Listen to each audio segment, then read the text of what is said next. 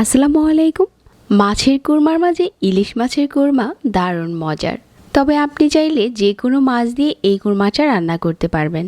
অনেক অল্প সময়ে আর অল্প মশলায় কোরমাটা রান্না করা যায়। তাই আশা করছি আজকের এই ইলিশ মাছের কোরমার রেসিপি সবার কাছে ভালো লাগবে। রেসিপি ভালো লাগলে আমাদের চ্যানেল সাবস্ক্রাইব করবেন আর আমাদের ফেসবুক পেজ ফলো করতে পারেন। আজকে ইলিশ মাছের কোরমা রান্নার জন্য 4 পিস ইলিশ মাছ নিয়েছি। মাছটা আগে থেকেই পরিষ্কার করে ধুয়ে নেওয়া আছে। তারপর এখানে আমি একটা মশলা তৈরি করে নিচ্ছি। একটা বাটিতে নিয়ে নিচ্ছি 1/4 কাপ পেঁয়াজ বেরেস্তা, 10-12টার মতো নিয়ে নিচ্ছি কাঠবাদাম, 5-6টার মতো কাঁচামরিচ মাঝখান থেকে কেটে নিয়েছি, আর 1/4 কাপ নিয়েছি টক দই। এই সবগুলো মশলা একসাথে ব্লেন্ডারে দিয়ে বেটে নিয়েছি। আপনি চাইলে পাটায়ও পিষে নিতে পারেন। এই মশলাটা খুব স্মুথ হয়ে গেছে। ঠিক এরকম করেই বানাতে হবে। এখন আমরা মাছগুলো ম্যারিনেট করে নিচ্ছি। পরিমাণ মতো লবণ দিয়ে দিচ্ছি, আর যে মশলাটা বানিয়েছিলাম ওইটা দিয়ে দিচ্ছি। এখানে 1/4 চা চামচ দিয়ে দিচ্ছি মরিচের গুঁড়া। কোরমাতে কেউ মরিচের গুঁড়াটা ব্যবহার করে না, আমি দিচ্ছি, কারণ 1/4 চা চামচ মরিচের গুঁড়া দিলে এখানে দেখতে কালারটা যেরকম সুন্দর আসে, খুব দারুণ একটা টেস্টও হয়। তবে আপনি চাইলে এটা বাদও দিতে পারেন।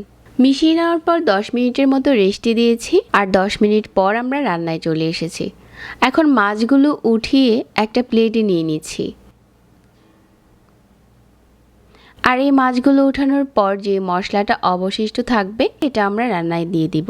ইলিশ মাছের কোরমা রান্না করার জন্য চুলায় একটা প্যান বসিয়ে 1/4 কাপ নিয়ে নিচ্ছি রান্নার রেগুলার তেল, আর একটা নিয়েছি পেঁয়াজ কুচি। পেঁয়াজটা একটু মিহি করে কুচি করলে কোরমার টেস্ট আরও ভালো আসে। পেঁয়াজটা যখন কিছুক্ষণ ভাজা হয়ে যাবে, আমরা যে মশলাটা দিয়ে মাছটা ম্যারিনেট করেছিলাম ওই মশলাটা এখন পেঁয়াজের সাথে নেড়ে চেড়ে বেশ কিছুক্ষণ ভেজে এই মশলাটাকে কষিয়ে নিচ্ছি। মশলাটা কষানো হয়ে গেলে যে মাছটা আমরা আগে থেকে প্লেটে উঠিয়ে রেখেছিলাম এখন ওই মাছগুলো দিয়ে দিচ্ছি।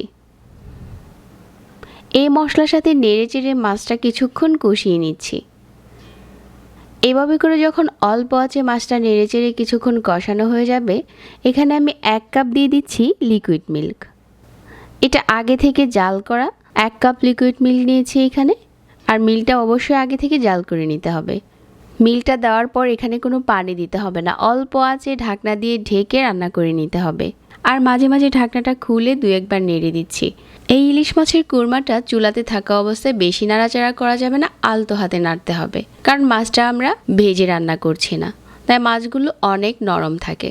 এইভাবে করে বেশ কিছুক্ষণ রান্না করে নিয়েছি, আর আমাদের ইলিশ মাছের কোরমা এখন রান্না করা হয়ে গেছে। আর উপরে কিছু পেঁয়াজ বেরেস্তা দিয়ে চুলা থেকে নামিয়ে নিচ্ছি। এখন শুধু গরম গরম পরিবেশন করার পালা। আপনি চাইলে এটা পোলাওর সাথে খেতে পারেন, আবার সাদা ভাতের সাথেও খাওয়া যায়। সহজ একটা রেসিপি শেয়ার করলাম, আশা করছি সবার ভালো লেগেছে। সবাইকে আবারও ধন্যবাদ জানিয়ে আজকে এখানে বিদায় নিচ্ছি। আল্লাহ হাফেজ।